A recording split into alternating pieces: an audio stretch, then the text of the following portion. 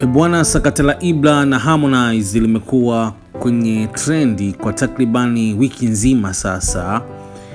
Swala la Ibra kuweza kuomba kuondoka kwenye record label ya Konde Gang Music, huku Harmonize akidai apewe kwanza bilioni 1 ndio Ibra aweze kuondoka. Skendo zilikuwa nyingi sana, lakini mwisho wa siku hii kesi ilibidi kaamuliwe na BASATA, na siku ya kwanza Ibra na Harmonize wote waliitwa na BASATA kwa sababu BASATA ndio baraza la sanaa Tanzania, yani wasanii wote wako chini ya BASATA.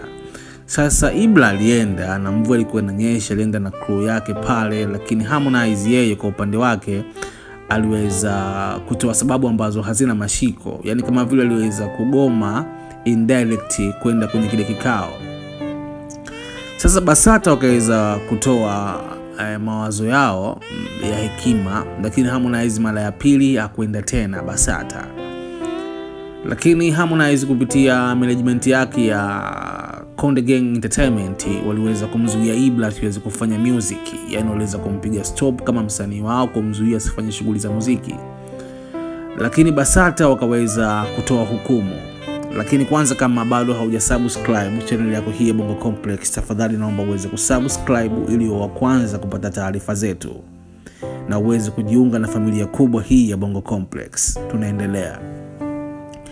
BASATA wakaweza kutoa hukumu yao ambapo waliweza kumhitaji Harmonize asimzuie tena Ibra kufanya muziki, yani Ibra awe huru kufanya kazi zake za muziki hadi pale taratibu za kisheria za kuvunja mkataba zitakapofuatwa.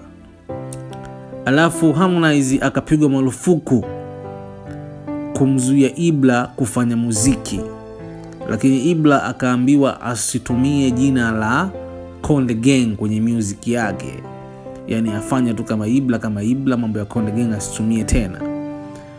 Na Harmonize akaambiwa swala la bilioni 1 atabidi warekebishe mkataba, hicho kiasi ni kingi, akiendana na uwekezaji ambao aliweza kufanya kwa Ibra.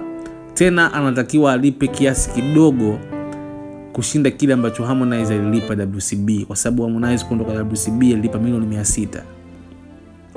Ila Ibra BASATA wakamtaka kama ataamua kuvunja mkataba kwa Harmonize, basi atabidi alipe kiasi cha chini ya milioni 600, sio tena bilioni 1. Na hiyo ndio ilikuwa hukumu ya Ibra pamoja na Harmonize. Lakini vile vile kuna mambo mengi sana yalitokea huko BASATA, lakini nitakuwa nakusogezea update hizi polepole. Lakini kwanza, kabla yote, nikukumbushe uweze kusubscribe ili uwe wa kwanza kupata taarifa zetu mara pale pindi tu zinapoweza kutoka. Vile vile usisahau kubonyeza alama ya kengele ili uwe wa kwanza kupata notification yetu na kujiunga na familia kubwa kabisa hii ya Bongo Complex. Langu jina naitwa Bongo Complex. Kazi yangu ni kukuletea habari zilizopimwa zikapimika. Tukutane tena na wakati ujao kwenye chimbo hili. Fanya usubscribe ili uwe wa kwanza kupata habari zetu.